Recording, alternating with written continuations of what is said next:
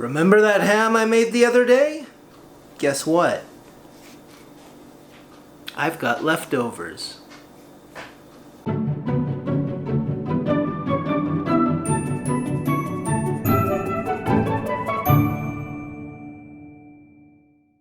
Hey everybody, what's going on? My name is Tim. I am the Dizzy Daddy, and today we have another leftover episode for you.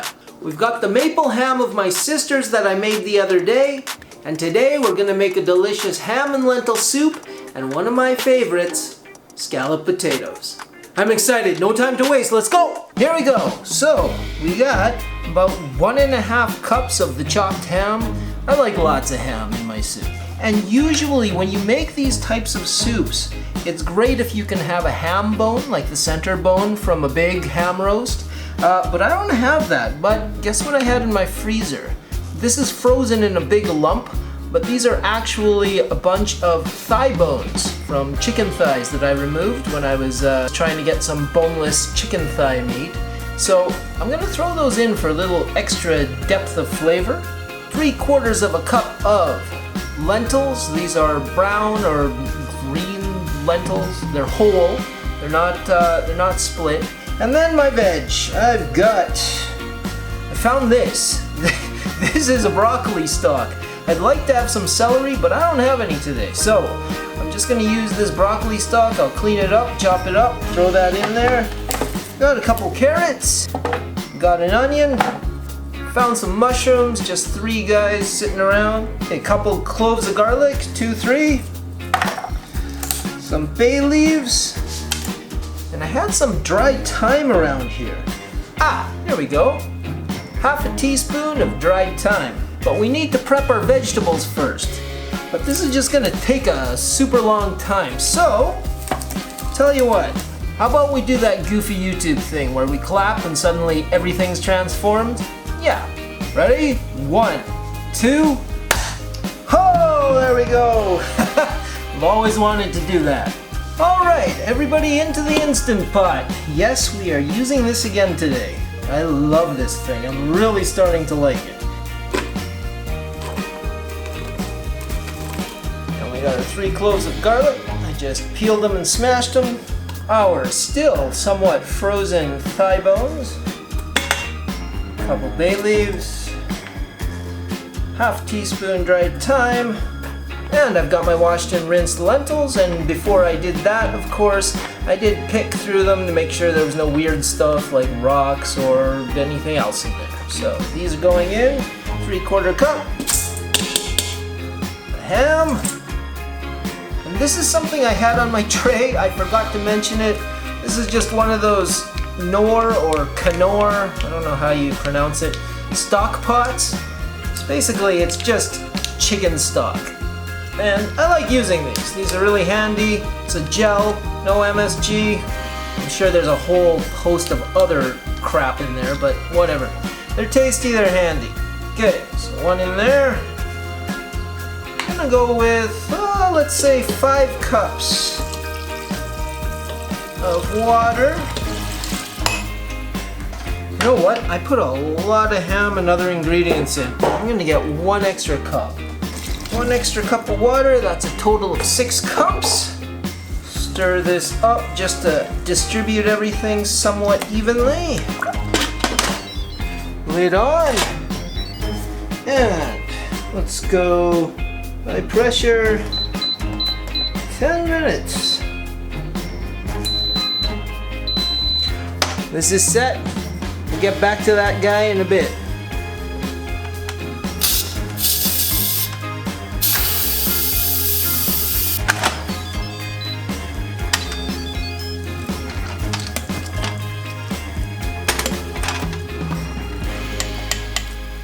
Oh yeah, very nice. Let's leave that there for now.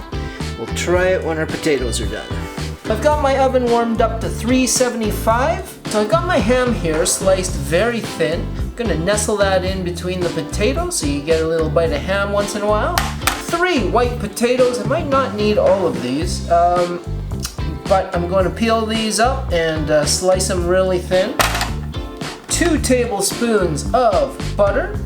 2 tablespoons of flour I've got here. Half an onion, I'm gonna grate that, put it into our white sauce. Milk, got a little bit of leftover chicken broth, so I'll toss that in too for a little flavor. Salt, pepper, and I don't know what this is for. The margarine's just sitting here. I serve my family lunch in between shooting these dishes, so that's probably what that's from. We're not using that. So I gotta peel and slice these, and I have to grate this up. But keeping with our tradition for today's video, let's, there we go. So, we've got these nice and thin. That is about 1/8 of an inch. You can of course use a mandolin. I couldn't find mine, so I just used a knife. It just took a little bit longer. And then this is the onion. I started grating it and that was a pain. So I just minced it up really quick with the knife as well. I didn't realize how big it was. And we don't need that much. So this is a half of that half, so 1/4 of a large onion. Let's get our greased baking dish and we'll start lining these up. Okay, I'm gonna start lining these up in there, and every few slices of potato I'm gonna put a piece of ham in, just so you get a bite of salty ham with a little bit of potato every now and then.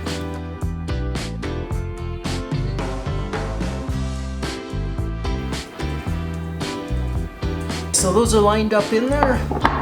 I didn't have to use all of them. I've got almost a whole potato left. These were really big potatoes, and this is a fairly medium-sized baking dish. But that's okay.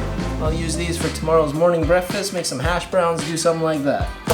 Let's make our white sauce. Got a medium saucepan here on medium heat, and in goes our 2 tablespoons of butter. And we are going to saute the onions. Get them nice and soft.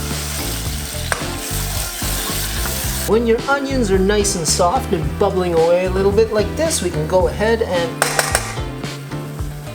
add our flour. And I'm just gonna whisk that in, cook it up. Make sure to cook that flour thoroughly before we start adding our liquid. Okay, we can start with some liquid. So, like I said, I had this leftover chicken broth. There's just a little bit in here, so I'm just going to finish it up. Make sure your liquids are cold, otherwise it doesn't mix smoothly.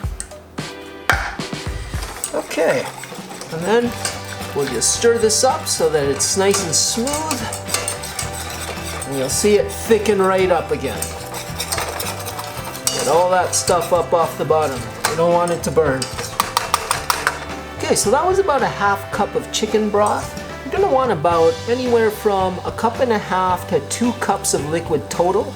So I'm gonna slowly put my cold milk in, and we're just gonna add it, then whisk it and blend it, then add it, then whisk it and blend it, add it, whisk it and blend it, until we've put about a cup of this stuff in there.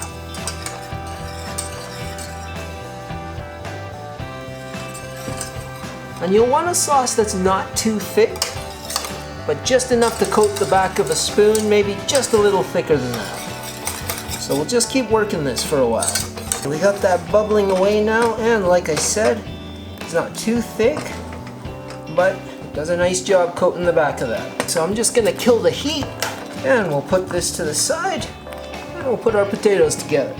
So, make sure that this is pretty uniform, and get our sauce here, and we'll just go over the whole surface. Okay, and it looks like a lot, but that'll get sucked in by the potatoes. I totally forgot, but I want a bit of Parmesan on there. A little Parmesan is always great. Just a little bit of parsley. I'll put a little extra on there later too. Freshen it up. And if you want to add just a little extra color, just a little tiny bit of smoked paprika. And into the oven, 375 degree preheated oven for Let's do 45 minutes and then we'll check on it. Okay, it's been 45 minutes. Let's get that thing out of the oven and check it. Oh yeah. My goodness, that is beautiful. Check these out. My wife got these for me. Heat-proof gloves. Kind of like oven mitts, but you could go skiing with them too. And just to double check, we're just looking for nice, soft, no resistance, and I'm getting none. So that is perfect. Before you eat this, you'll want to let it sit there for anywhere from 15 minutes to half an hour just to let the sauce set. So I'll do that, then we'll taste it. Okay. This is the moment I've been waiting for. So, there's our soup. You didn't forget about that, did you? Let's try this here. Get some ham, some lentils.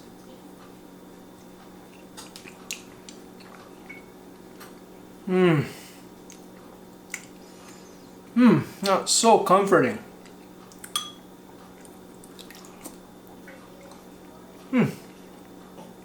Oh, the mushrooms are good in there.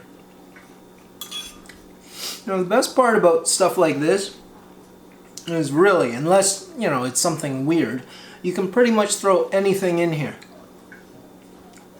Oh man, that was so good. Good depth.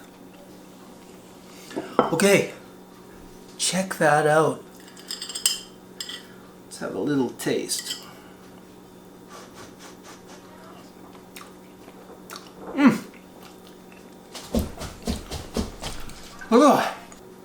Oh, that is amazing. So good. That little bite of ham in there really works. Just a little salty accent. Oh, that burnt little bit of the Parmesan cheese on top.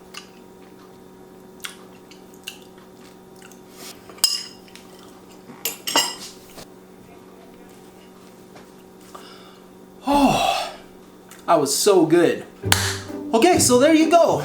I had some maple ham left over, and if you missed the maple ham episode, I will put the link below. You can go back, see how I did that. That is probably the easiest and one of the most tastiest things I know how to make, but easy, easy, easy.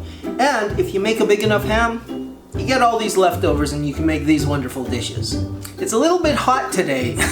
It's getting to the middle of June and summer's finally coming up here, but they're still fantastic. Thanks again for stopping by and letting me share these great leftover recipes with you. I've always got something else up my sleeve, so I hope you'll drop by again. If you enjoyed this content, please do consider subscribing, hit the notification bell and the thumbs up button, and we'll see you next time with something else.